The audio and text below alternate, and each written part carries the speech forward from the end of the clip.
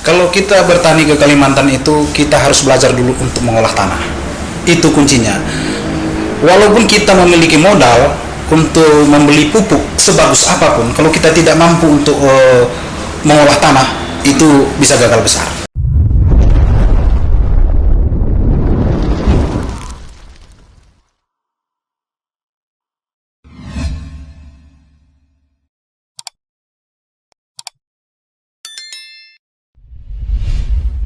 Selamat bertemu kembali para pemirsa podcast Alperna Podcast.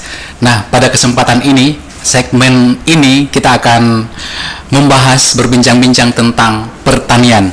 Nah, untuk segmen ini, para pemirsa sudah kami siapkan spesial narasumber yang khusus kita datangkan dari ibu kota baru, dari IKN, yaitu Bang Petrus Barus. Beliau ini adalah seorang petani yang berasal dari Sumatera sebenarnya, dari tanah Karo yang merupakan tanah yang subur. Nah, gimana? Apa peluangnya yang narasumber lihat di Kalimantan sehingga bisa memutuskan untuk bertani di Kalimantan? Baik, Bang Petrus. Nah, di Kalimantan selama menjadi petani, Abang melihat potensi apa sehingga Abang memutuskan untuk pindah ke Kalimantan? Dulunya saya di Jakarta dulu. Saya di Jakarta dulu kerja di mobil sebagai kondektur dan beralih jadi supir. Dan karena ada peluang ke sana, dulu saya itu diajak teman di Batubara. Karena ada perubahan undang-undang Minerba, saya tidak jadi kerja di Batubara dan saya melihat peluang pertanian di sana di Palawija. Saya melihat di sana sayur-sayuran dari luar pulau yang masuk ke sana. Makanya saya tertarik di pertanian sayur mayur di sana. Berarti sebenarnya awal motivasinya bukan untuk bertani ya sebenarnya, tetapi untuk Minerba ya, diajak oleh teman. Iya. Tapi begitu sampai di sana melihat peluang di pertanian itu kayaknya lebih bagus. Iya. Karena sayur-sayuran berasal dari luar pulau ya. Iya. Dan Abang memutuskan untuk bertani di sana. Iya. Nah, berarti ada peluangnya ya. Berarti selain yang ini kan palawija ya. Iya. Apakah ada apa lain komoditi lain yang sebenarnya di bidang pertanian yang menjanjikan di Kalimantan? Ya, kalau menjanjikan ya seperti kita lihat sendiri, kalau sawit juga menjanjikan. Ya. Tapi itu cukup mengeluarkan modal besar kalau menjadi petani sawit. Kalau dia karet juga punya peluang, tapi bagi saya pribadi, karena palawija ini tidak menguras modal besar tapi bisa menghasilkan, makanya saya tertarik di palawija ini. Ya, apalagi Abang kan berasal dari tanah Karo ya, yang merupakan sebenarnya tanah yang subur ya dengan palawijanya. Mungkin Abang ada latar belakang ilmu pertanian sebenarnya yang sudah ada sebenarnya sebelum ke Kalimantan. Saya ke Kalimantan memang sudah ada, hanya bisa dikatakan hanya dasar-dasarnya saja. Tapi pengalamanlah yang membuat saya berkembang dalam mengolah tanah di sana, dalam menanam tanaman palawija. Oke, menarik sekali sebenarnya. Nah, kita sih mau bertanya lagi nih, Bang Petrus. Kalau tadi kita melihat peluangnya bahwa di sana itu pertanian itu peluangnya besar, terutama palawijanya. Dan sekarang Abang menanam palawija ya. Iya. Nah, sebenarnya tantangannya kalau kita bertani palawija di sana apa sih, Bang? Kalau tantangannya, karena tanaman palawija ini dia itu membutuhkan tanah yang subur. Karena tumbuhnya tidak lama. Jadi dalam perawatan yang tidak lama ini harus kita mengolah tanah menjadi subur. Karena di sana itu pada umumnya tanah itu tanah gambut. Walaupun dia tidak tanah gambut, tanah kering, itu hutan tua. Jangan kita kira kalau tanah itu hutan tua, dia asamnya tidak tinggi. Karena dia lembab terus, dia asamnya tinggi. Karena tanah itu kalau basah terus dia asamnya tinggi. Dalam perkiraan kita banyak, tanah itu hutan tua tapi subur. Tidak subur. Dia punya asam yang tinggi. Itu dia. Berarti kayak kebalikan dengan tempat kita. Kebetulan saya juga orang Medan. Iya. Kalau di sana tuh semakin lama hutan itu semakin humusnya semakin tebal ya. Iya. Kalau di Kalimantan rupanya semakin lama semakin pH-nya semakin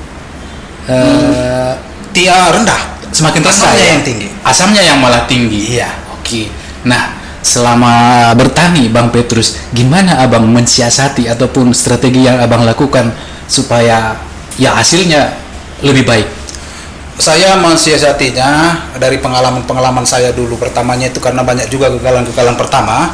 Saya belajar dari kegagalan itu. Pengolahan tanah itu saya lebih banyak menggunakan organik. Ya, pertama saya pada umumnya ya menggunakan kapur untuk menaikkan pH tanah dulu. Oke. Baru itu saya membuat pupuk-pupuk organik yang saya buat sendiri dan saya belajar sendiri, otodidak dari saya baca dan saya tonton di media, saya praktekkan dan saya ulang-ulang untuk menghasilkan yang terbaik. Berarti Bang belajar dengan cara mempraktekkan langsung ya Bang ya? Iya. Rumus-rumusnya sehingga formulanya dapat ya Bang? Iya.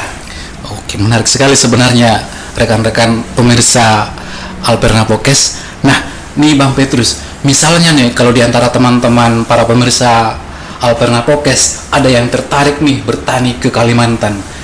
Sebenarnya apa rumus-rumus ataupun strategi-strategi yang Abang mau nasihatkan seperti apa Bang?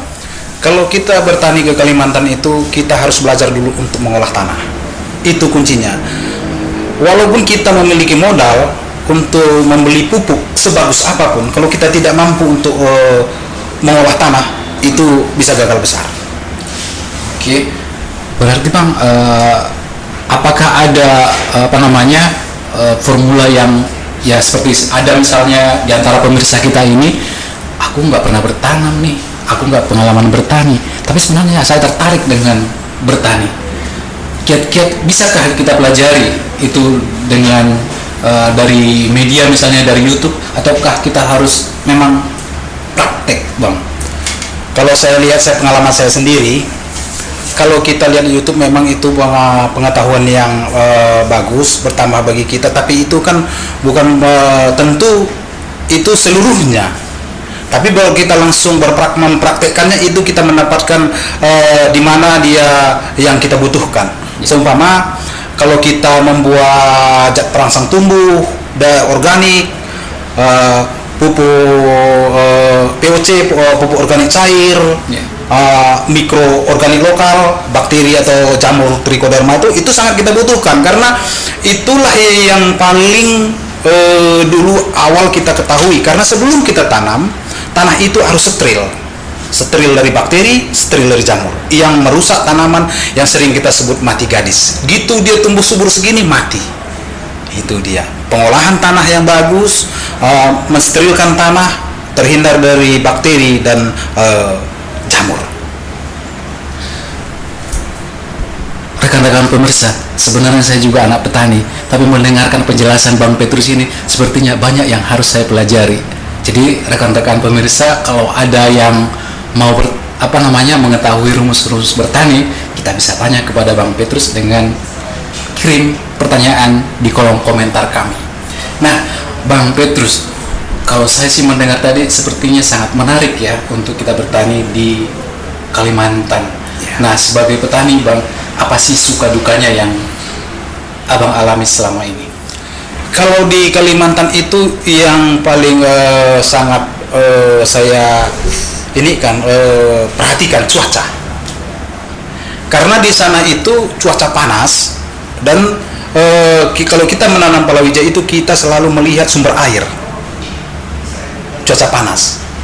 Karena kalau kita mengetahui tentang pertanian, bagaimana tepat guna, tepat waktu, tepat sasaran dalam menggunakan pestisida dan pupuk, itu bisa tanaman itu subur. Tapi kalau curah hujan yang kurang, inilah yang sangat sering menjadi kendala kalau di Kalimantan. Berarti kalau musim hujan dalam arti tertentu bagian sebagian orang itu semacam berkat lah ya. Iya. Tetapi untuk petani di Kalimantan, hujan itu malah menjadi semacam yang kita hindari ya. Justru kalau musim kemarau itu lebih berkat. Walah.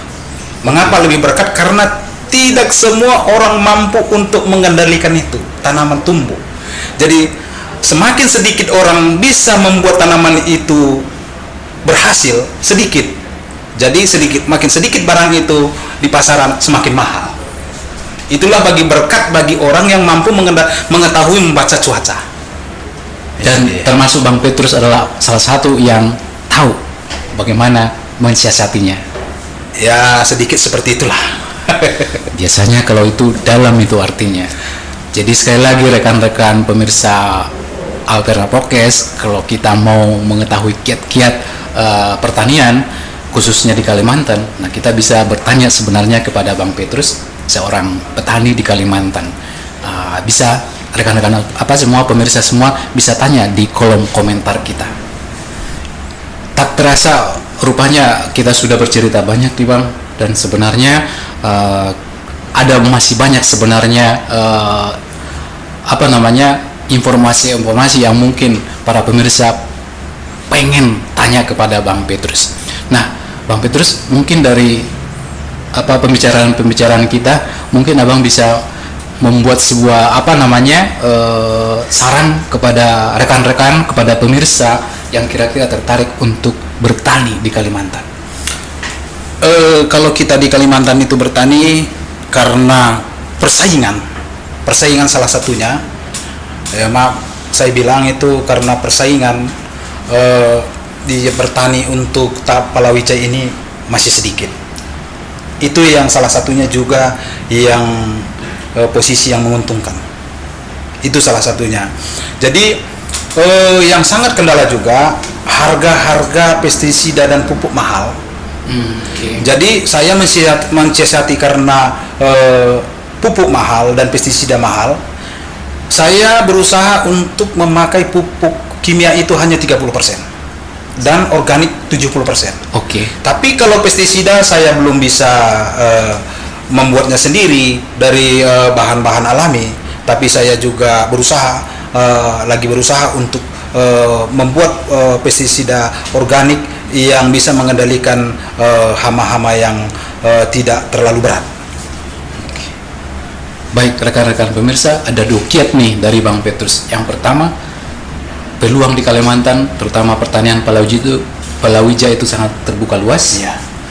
Tapi kemudian ada tantangannya, yaitu bagaimana menurunkan biaya operasional karena misalnya pupuk dan obat-obatan pertanian yang lainnya itu bagaimana mensiasati menekan biayanya ya dengan cara kita menggunakan pupuk organik. Baik rekan-rekan pemirsa, demikian kita bincang-bincang kita dengan seorang petani yang khusus kita datangkan dari Kalimantan Barat, Bang Petrus Barus. Nanti rekan-rekan pemirsa bisa mengusulkan di bidang apa saja kira-kira tema podcast kita yang menarik untuk pemirsa semua. Bisa ditinggalkan di kolom komentar kita. Akhirnya kami mengucapkan sampai ketemu lagi di edisi berikutnya. Salam Alperna Podcast.